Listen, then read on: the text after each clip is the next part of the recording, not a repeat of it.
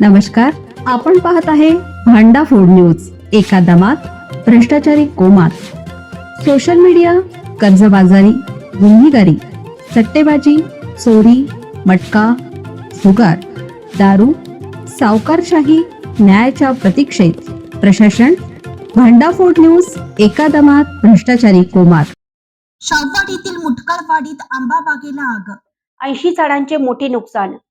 परळीपैकी मुटकळवाडी तालुका शाववाडी येथे गणेश मनोज गोसावी यांच्या मालकीच्या आंब्याच्या बागेला आकस्मिक आग लागली. या आगीत ठिबक सिंचनासह आंब्याच्या झाडांचे मोठ्या प्रमाणात नुकसान झाले. कष्टकरी कुटुंबाच्या आंबा बागेचं नुकसान झाल्याने परिसरात हळहळ व्यक्त केली जात आहे.